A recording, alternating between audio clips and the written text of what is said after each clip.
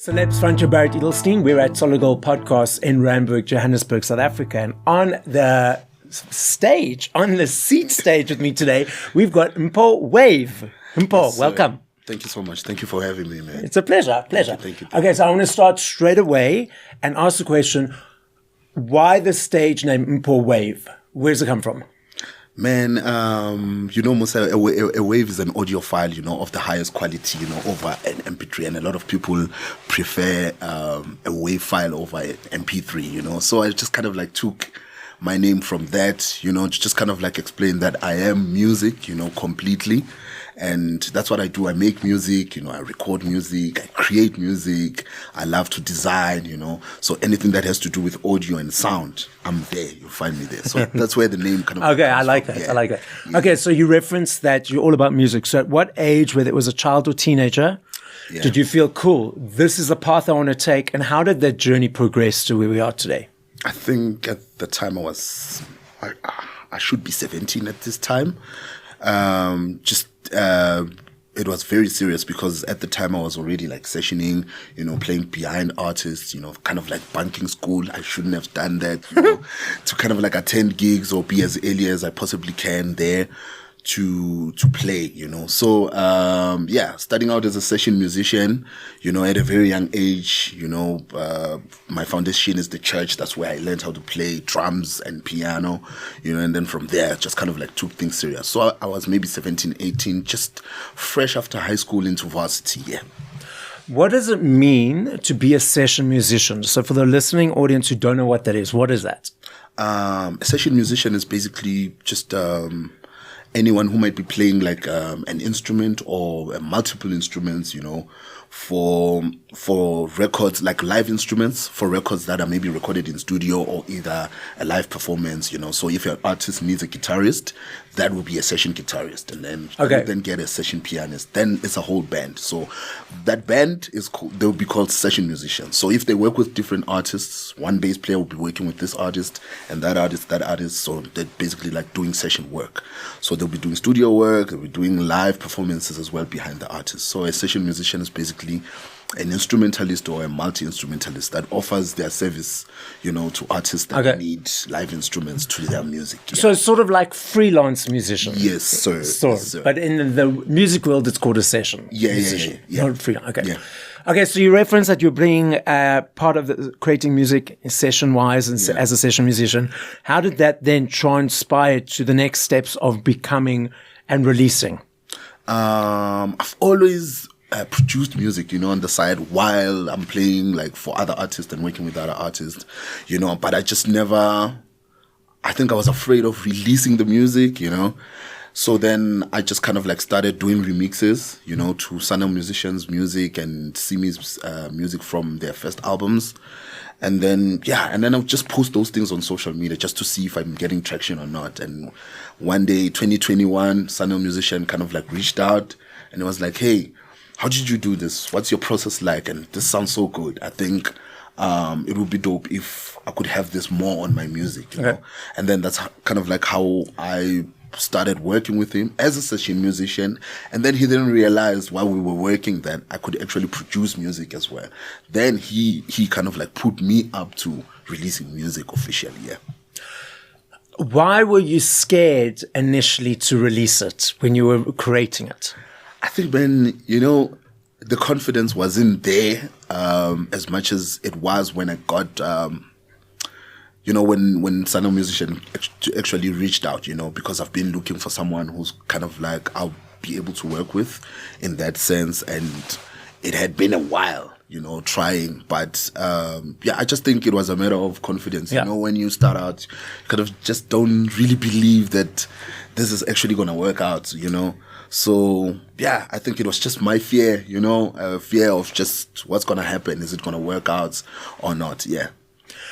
And because a lot of people have a fear of success. So basically what happens is they've got this thing that, I'm going to be successful. That means I'm going to be out there and I'm going to be accountable and be seen and be looked up to and be asked for whatever.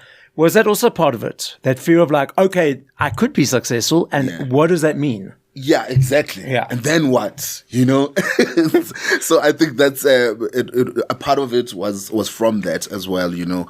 Like just kind of thinking like, should I or should I not? Or if I do and then it works out, then what does it mean? You know, do I stop studying? Because I was studying at the time as well. I was still in varsity. So there's just a lot for me to think about during the time. But you know, the more I kept on making the music and the more I kept on kind of like getting the sound that I've been thinking about, hearing it back, yeah, I think I just needed that part of my life to happen so that I can believe that it's actually going to work, yeah. From 0 to 3 to 4 minutes in creating a song, Yeah. producing it, creating it, writing it. Yeah. What motivates it? What invigorates it? Is it easy every time? Are you always collaborating with people? Let's unpack your creative process and your creative brain. Man,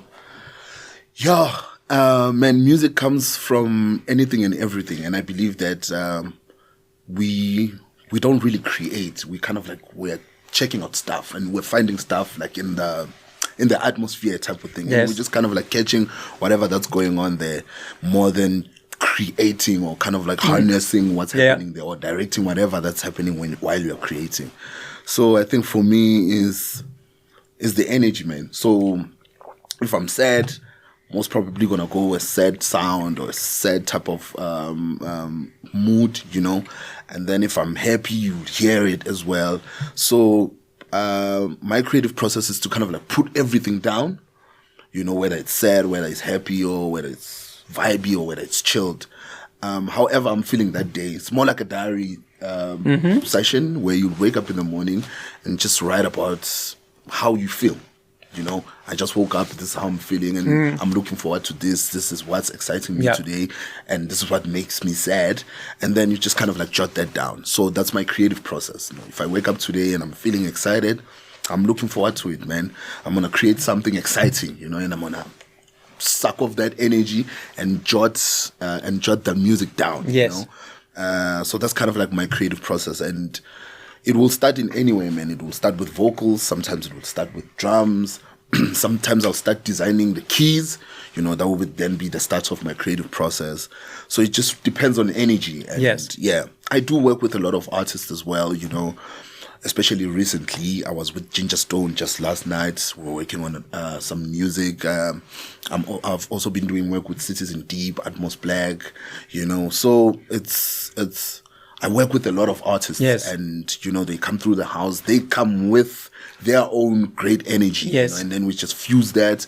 And I just want that to be in the music and to kind of like reflect in the music, you know. So hence I always take from the energy of how we're feeling, how I'm feeling, and the energy in the room. So that's where the songs come from. Yeah. I'm smiling at a couple of things. So first of all, I know Citizen. We're friends. He's been in the chair, well, not this specific chair, but he's been a guest on the podcast. So I know Citizen very well. That's amazing. That's a very, very great friend of mine. Yes. You know, we've been working together, you know, on a lot of stuff.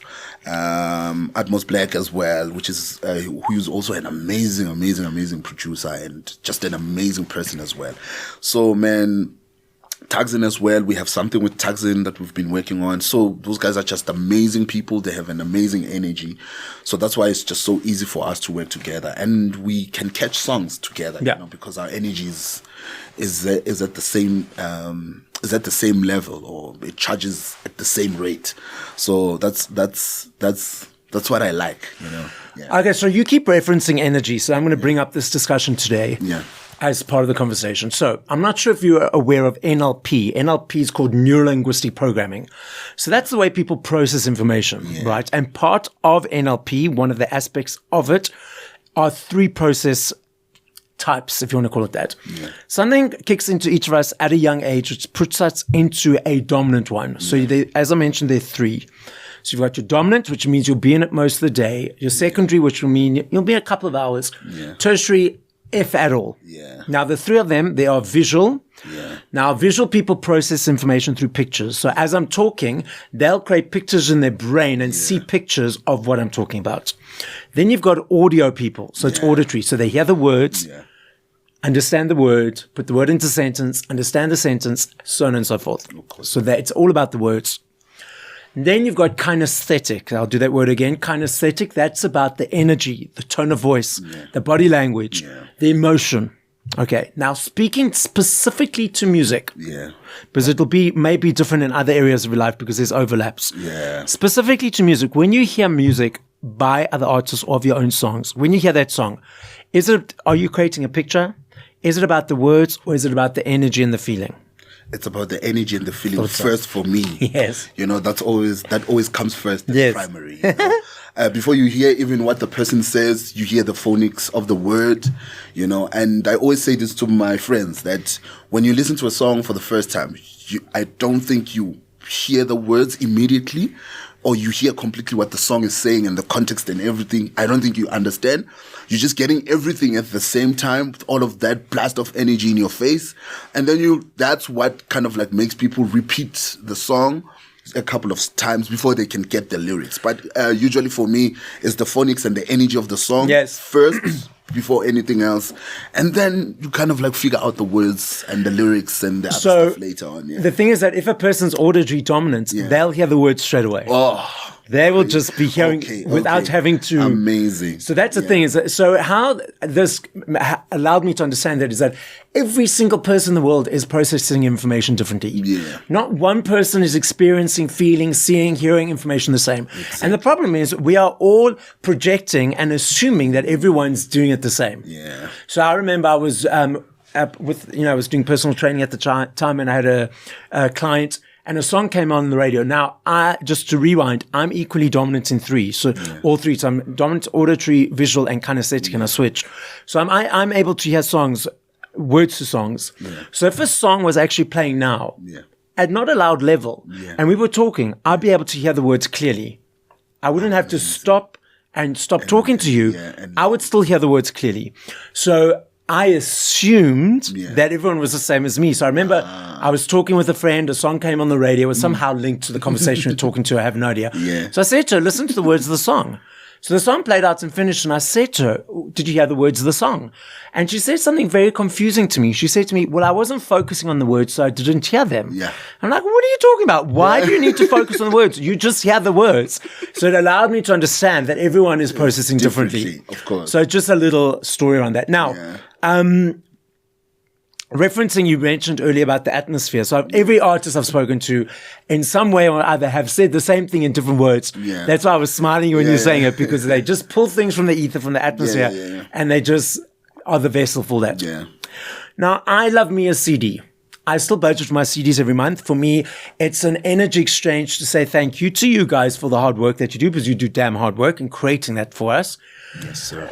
Oh, excuse me. I'm not sure if you're aware that CDs, vinyls, cassettes, even cassettes, massive comeback. Yeah. Last year alone in the UK, 5.9 million vinyls sold, the biggest since 1990. In the UK, again, there's a basket of products that they put into those products, and based on the daily exchanges of them, they gauge the taxes. Oh, yeah. And because of the upsurge of CDs, they are back in the basket. Vinyl has always been in the basket. Yeah. And the research is showing that it's the teenagers, the younger kids, the early 20s that are buying it, not the older nostalgic people. Yeah. But then we've also got these streaming platforms that people consume music on. What are your observations of the landscape at the moment? And I think it's that's what globalization is about. It comes with the negatives and the positives, you know, and it's more about what we look at, you know, and what's important to each and every person, you know. But I myself am grateful to be living in this time, in this dispensation of streaming and social media, you know. I think it has made it so easy for the audience to come closer to the artist, you know. But on the negative side, it kind of like pushed a lot of things away from us, and we kind of like missed a lot of things as the young people that are coming up, you know. Because I guess when vinyl and CDs were popular, I wasn't really of age, you know. I mean, I could see, you know, I could listen to music, I could play my mother's records and all those things. But in my time, where I can buy something, like when I can buy a CD. I mean, there's no CDs, there's no vinyls, or they're not so easily accessible and not so popular anymore. Everything is just here on the phone. You want to play music, it's here. You want to play like an old song, they have the catalogs of these people taken from the vinyls into the streaming platforms. Just kind of like bridging that gap, of having to go to a record vinyl store, and check out the records and listen, even though that's the conventional way and the nostalgic way of doing things and the initial way of doing things. But I just feel like it has a positive and a negative at the same time. And for me, I'm grateful to be a part of this time where the digital time where we can, social media is so easy, man. You just go in, you see someone's post, you already know about their music. Yeah. From there, click away into their Spotify, click away into their Apple Music, then boom, you get their music. You didn't have to do much. So I think it did a lot for us as the younger generation to be as close as we possibly can to our audience, in terms of music. Yeah. That's kind of like my stance on it. Yeah. You see, what's interesting is though, in South Africa, overseas, there are CD, like HMV, there's a massive HMV on Oxford Street. It's like 4 stories high where you can go get your CDs and your records. Yeah. In South Africa, for the overseas listeners, there are no more franchise stores to get CDs and records. There may be little niche record shops here and there. So it is more difficult for us. So, but if you go overseas, you'll go like, in America, like there's massive stores and just this tidal wave and tsunami of music and sound and visuals. So that's why it is harder for us, because we have to order it online. But overseas, it's like 1, 2, 3. Just chop. Yeah. I think overseas is kind of like, a lot of the countries have always been way ahead of us. I guess that's the thing. But for us, I was speaking in the context of South Africa. Exactly. Particularly because that's where we are. That's where we are, Yes. Yeah. That's our experience. Yeah. So I think I've seen this, what you mentioned earlier about these records now being in demand all of a sudden, and people are just kind of like looking to scrape out and see what they can get from these records. And even producers as well. I've seen a lot of producers kind of like go to record stores to buy vinyls so that they sit and see where they can cut them and sample them and stuff and such. So yeah, I think if we can get that kind of a wave in South Africa, that would definitely be nice to see, to see the digital space and the nostalgic thing going on at the same time. Equally, yeah, that would be mind blowing. So what's coming up for the rest of the year and into the new year? Definitely more music. Definitely, that's the first thing. I'm still creating music. I'm still putting more music in my vault. I'm still working with a lot of artists. I still have a lot of artists that is still a dream to work with, so hopefully I get there and we get to work together. And of course, I'm looking forward to a lot of shows, just kind of like taking this product that I've just released, which is my debut album, Mpho.Wav, just kind of like taking it to the world, playing the stages and presenting the music to the people, and introduce myself on a physical level, and to kind of like interact with all the people that follow the music. Yeah, so that's what I'm looking forward to doing in this next couple of months, or in this next period of my life. You know, I'm still there, still trying to get more music, still trying to catch more energies, still trying to work with a lot of artists in the African space, and obviously internationally as well. Yeah, a lot of remixes as well are coming through, and I'm looking forward to that. So, okay, so just remembering all these questions, so I have them to hand. So, in this moment, I know if I had to ask this 10 minutes earlier or 10 minutes later, I know your answer would be different. But in this specific moment, 3 artists that you will, not hopefully, that you will be collaborating with that are on your bucket list in this time. Who that I will collaborate with? That's so difficult to say because now. No. We're concretizing it into the world so that it does happen. We put it. So just those 3 names. Exactly. Manifestation. Yeah, definitely Mpho.Wav, Dele Sosimi, Black Coffee. There we go. Cool. Yeah. Now, you referenced remixes and music. So the remixes, are they of your own songs or other artist songs? Other artist songs. Okay. That I have coming up. We're working on getting a. Like recently, I was talking to the guys from Sony Music to try and get a remix. There's a remix that I did from Thames. So I also have a remix that from Nikia Soulchild. There's a group called Nikia Soulchild. I'm doing a remix of their song as well. Bongeziwe Mabandla also reached out for a remix. So I'm doing a lot of remix requests, like I've always been doing, since the beginning of my career, basically. So, but it's just that now it's in a different scale, and these artists are more notable and more significant and have done a lot in the industry. So it's a great collaboration to have being added onto my catalog, and for me to have a contribution on their songs is really an amazing thing. So, it's definitely remixes of other people's songs. I'm yet to do remixes of my songs, I just need probably a couple more years, maybe a year or so. I'll come back with my own songs and remix them. But for now, it's still remix work for other artists that are outside, which is also exciting, for me, But I think, though, if you look at a lot of artists, they have remix other people. Obviously, a bunch of them cannot do their own remixing because they're not in that world. Yeah. But it adds to this song is now being remixed by this artist. So it's nice for you to get other people to remix it, because then it forms a new collaboration. Exactly. Definitely, I would love to have that. I'd love to hand over my song to somebody to remix. Yes, there we are. And there is a lot of people that I actually have in mind, to do that for me, obviously when the time comes and my team allows, and kind of like the whole system allows us to do it, then definitely, I would let a lot of people remix my music. Yeah. So it's your currently and moving forward, it's remixing for the artists, creating your own, and collaborating with other artists on original music. Yeah. Okay, cool. Now tell us about your debut album, Mpho.Wav. Mpho.Wav is the first of many albums that I'm releasing.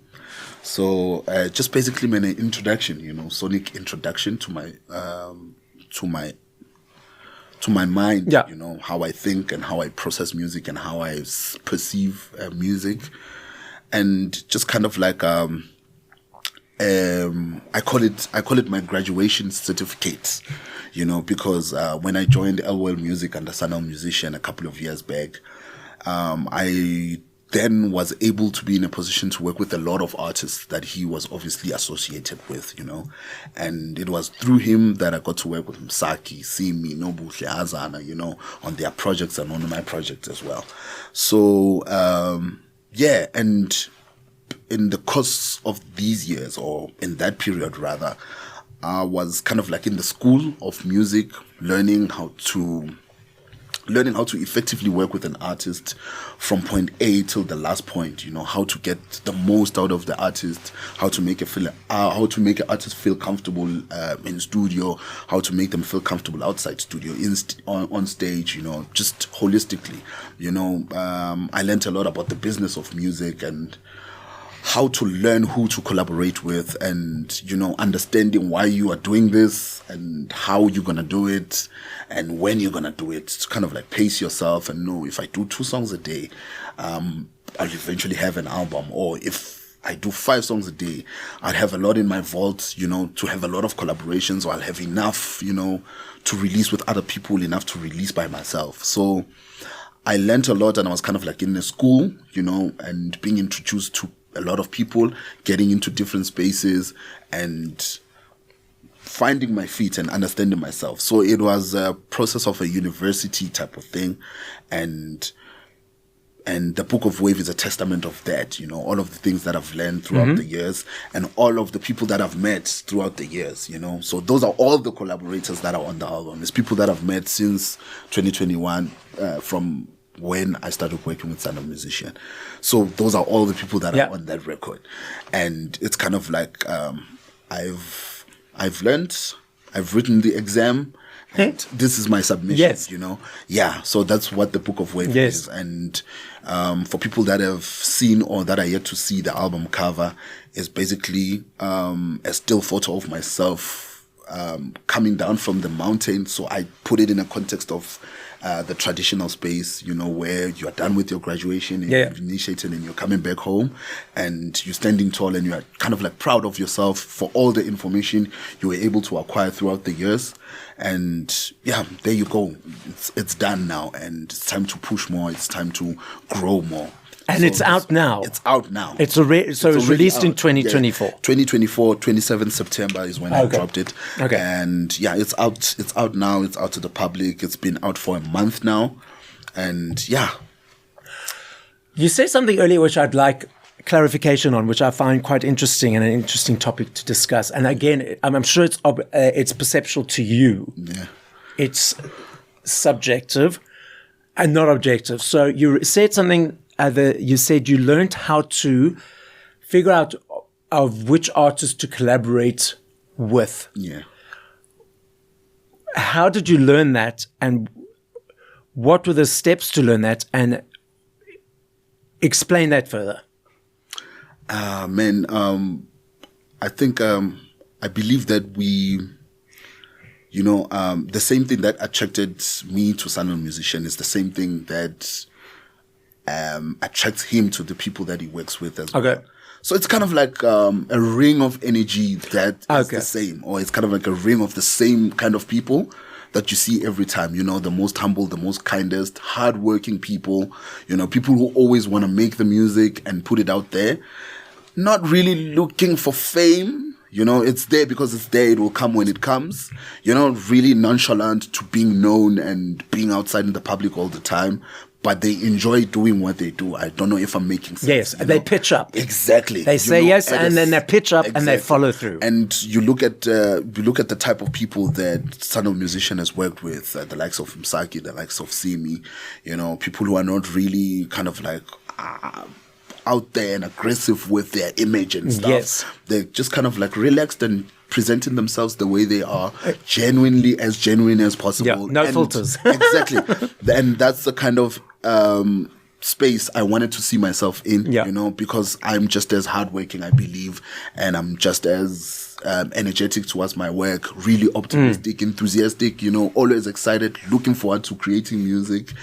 Don't really care about what's happening outside, you know. Yeah. It will come to me when it comes, but I'm just focused on being the best version of myself and creating the music and catching whatever that I need to catch from the atmosphere and delivering the message that's been sent to me. And that's kind of like what put me in that space. And I took from that, and that's kind of like how I learn people, you know. So the moment we start talking, and I'm like, okay, this is one person that I can work with, you know. And if I have this vocalist be introduced to Celeb Musician and see me, and what will it connect? Will it be the same ring of energy, you know? And I think that's how I learned, you know. It's not really I wouldn't say it was a step-by-step process that has a formula. I believe it's all subjective, like you said earlier, and it depends on who actually is the person that's concerned. But yeah, I think I just wanted to tap into that space, you know, of people who just want to create music and work and just not be troublesome to anyone. Yeah, it's also interesting for me because, like, having learned of how wanting to collaborate with people, it's also like sifting through the people who talk a lot. Yeah. Because there's a difference between pitching up, following through, and completing compared to people who pitch up, talk, and then they disappear. Exactly. You know what I'm talking about? Yeah. It's like, okay, well, I'm waiting for you. And like, there's been a bunch of sort of people that I've wanted to collaborate with, but then it was a situation of like, okay, but it wasn't a test. It was like, okay, well, you say you're going to pitch up, but now I'm waiting. Let's see. And I'm waiting, and I'm waiting. Yeah. And then I stop waiting because it's like, obviously it's not that important to you, or not that whatever, Yeah. that you want to follow through. So, yeah, that's basically it, man. For me, it will always be about energy. You know, I like to work with people who want this as much as I do. So then it's not difficult for us to work. Nobody really needs to push anyone to do anything. We all want the same thing, which is what's best for the music and what's best for the song. So it doesn't really matter whose idea makes it to the final stages and how many of my ideas made it to the final stage. You know, so collaboration is about knowing when to give space, you know, more than knowing when to operate and do your thing. It's more about knowing when to step back and then be like, okay, this is the part where I stand aside or step aside, kind of like listen. And then maybe I'll get a different perspective of what's going on here and just let other people do this part of the work. And that's what makes working with people exciting and smooth, you know. The moment we all want to be in the driver's seat during a collaboration, then comes there's a conflict. Because two people can't drive at the same time. So that's what I'm saying. So if we all are in a room collaborating and we're looking for the same thing, which is what's best for the song and for the song to sound beautiful, no matter who touched what or who did what, just to create a beautiful picture, you know. So it's like seeing it as a puzzle, and every person's got their pieces, or however many pieces there are. And then once that creation is complete, the puzzle is complete in the picture. Exactly. And that's the beauty of it, you know, for me, seeing it all come together, because there was someone who played their part. Like everybody just played a part. Yeah. And it was swift and smooth, and nobody wanted to shine in that moment or fight to be in the front. Yeah. We just kind of like tapped into the same energy and kind of like let the song create itself. We are just vessels, or we're just, I don't know, we kind of get into a trance. You know, I don't know how to explain it. No, I get what you're saying. Yeah. Okay, so I love this game. I know if I had to ask you this question in 2 minutes, 10 years, 5 hours, I know your answer will be different every time. I recognize that and I understand that. I'm not saying favorites, because there are millions of them. It can't be favorite. Yeah. I'm saying top of mind. Now, either 5 songs or 5 artists that you would push play to once we finish this conversation. So you're driving home, okay, I want to listen to this song, or this artist, this artist, this artist. Which artists would you play? And if there's a song, yes, or not, just those 5 artists. Off the top of my head. Yes, top of your head. Just let it, like the vessel, just drop it through. Right. I've been listening to this song that we did with Ginger Stone Lights. I know people don't know it, but like I'll just mention it first so that we just quickly move past it and get to the stuff that's outside. The song that I did with Ginger Stone last night, I've been listening to it over and over again, like even this morning before I came here, you know. And I'm definitely gonna play it after this conversation. So it's Citizen Deep's Maya's Prayer from his album Arcade Trilogy that just came out, is the collaboration project Major League with Atmos Black. There's a song there called there's a song with Manana. I forgot the title, but I love that song so much. It's by Major League and Atmos Black. So that's 3 so far. We need 2 more. This is when it starts getting difficult. Yeah. But just let it drop. Don't like overthink it. Just like, this one. Okay, cool.